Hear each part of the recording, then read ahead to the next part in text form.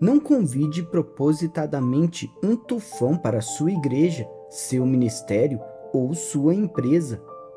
Não seja neófito para não suceder que se ensoberbeça e incorra na condenação do diabo. 1 Timóteo 3, versículo 6. 31 de julho. Talvez você tenha tido um colega ou empregado em quem confiou muito, até ele enganar e trair você. Se você passou por esse tipo de experiência difícil, poderá não estar muito empolgado com confiar em pessoas novamente. Todos os líderes do mundo passaram por uma dessas experiências. Até mesmo Jesus teve em sua equipe um ladrão que roubou dinheiro da organização. Mais tarde, o traiu e o entregou às autoridades religiosas para ser executado em uma cruz. Se isso pode acontecer a Jesus, é possível que aconteça a qualquer um. Porém, Jesus não desistiu e abandonou a missão apenas por haver uma maçã podre em seu grupo. Ainda havia 11 outros que permaneceram fiéis. Embora esses 11 também tenham cometido alguns erros ao longo do caminho, acabaram mudando o curso da história humana ao levarem a mensagem do Evangelho até os confins da terra. Deixar as suas emoções tirarem o melhor de você, decidindo continuar sozinho, não é a resposta correta quando você passa por esse tipo de experiência. Você precisa se levantar, sacudir a poeira, aprender com seus erros e prosseguir com todo o seu coração.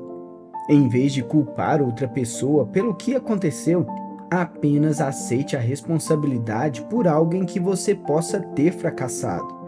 Pare de se queixar dos contratempos no caminho que você tomou e permita que essa provação se torne uma experiência de aprendizado. É tempo de parar de pensar no mal que os outros lhe fizeram. Em vez disso, pergunte a si mesmo qual o mal que você lhes fez que permitiu que a situação surgisse. Pergunte a si mesmo: eu dei autoridade demais a essa pessoa com muita rapidez? Eu confiei em alguém que eu realmente não conhecia muito bem? Eu dediquei tempo suficiente a essa pessoa para realmente me tornar seu amigo?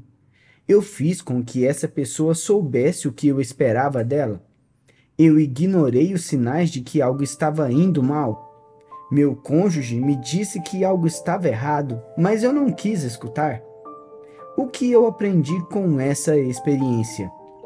Nenhuma escola é mais eficaz do que a experiência pela qual você passa quando alguém com quem você trabalha o trai ou decepciona. Após essa experiência, você entenderá melhor por que Paulo disse a Timóteo para não escolher pessoas desconhecidas para cargos-chave de liderança.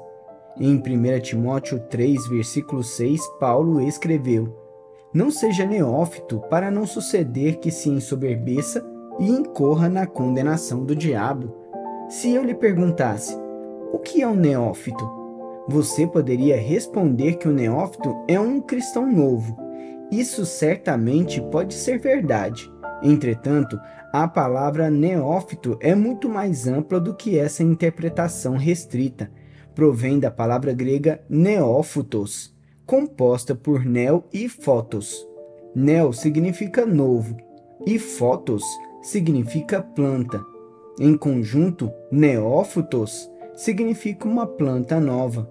Nesse contexto, entende-se que significa um novo convertido ou um cristão novo. Porém, essa palavra também pode se referir a uma planta antiga que é nova no seu jardim, ou seja, pode também se referir a um transplante. Poucos pastores cometem o erro de escolher novos convertidos para posições chaves na igreja ou no ministério. Poucos líderes empresariais colocariam um adolescente jovem e inexperiente no comando de seus negócios. Entretanto, líderes de igrejas e empresários cometem frequentemente o erro de promover pessoas com excessiva rapidez quando elas vêm de outras igrejas, organizações ou empresas. Os recém-chegados podem parecer bons e seus talentos podem ser urgentemente necessários. Assim, frequentemente são tomadas decisões precipitadas e pessoas são promovidas antes de serem realmente conhecidas. As pessoas podem ter anos de experiência, mas se forem novas no seu jardim, sua igreja, ministério, organização ou empresa, você precisa dedicar tempo a conhecê-las antes de lhes dar grandes quantidades de autoridade e responsabilidade. Paulo explica o porquê disso, dizendo que se você promove uma pessoa com excessiva rapidez, isso a coloca em uma posição favorável para o diabo enganá-la, fazendo-a ter um conceito excessivamente elevado de si mesmo. É isso que Paulo quer dizer com não seja neófito para não suceder que se ensoberbeça. A palavra ensoberbeça provém do grego tufo, que significa estar envolvido em fumaça, como uma pessoa cuja visão é tão desfocada que não consegue ver as coisas corretamente. É dessa palavra que provém a palavra tufão, que se refere a uma tempestade destrutiva que causa grandes danos. Veja, quando uma pessoa é promovida muito rapidamente, o diabo frequentemente lhe sussurra: veja quão poderoso você é. Mesmo sendo novo aqui, você já adquiriu grande visibilidade. Por que isso é extremamente perigoso? Paulo continua a explicação dizendo: não seja neófito para não suceder que se ensoberbeça e incorra na condenação do diabo. Você vê a palavra incorra? Provém da palavra grega empipto, que significa cair em algum tipo de controvérsia ou entrar sem querer em algum tipo de confronto. Assim, Paulo adverte que quando uma pessoa é nomeada para um cargo superior precipitadamente, pode se tornar obscurecida por sua própria arrogância, o que faz com que ela entre sem querer em um confronto com o diabo que poderá ter consequências destrutivas semelhantes às de um tufão, não só para a própria pessoa, mas para a igreja, organização ou empresa. Paulo conclui dizendo: não incorra na condenação do diabo. A palavra condenação vem da palavra grega krima, que significa julgamento. Pode descrever um ato que leva ao julgamento de alguém. Sendo assim, essa frase poderia ser traduzida como: para que não entre sem querer em um confronto e julgamento do diabo. Qual foi o ato do demônio que levou ao seu julgamento? Você pode encontrar suas palavras em Isaías 14, versículo 12 ao 14, onde por 5 vezes ele declarou que subiria aos lugares mais altos do céu para abalar a posição de Deus e se apoderar do trono de Deus acima dos anjos.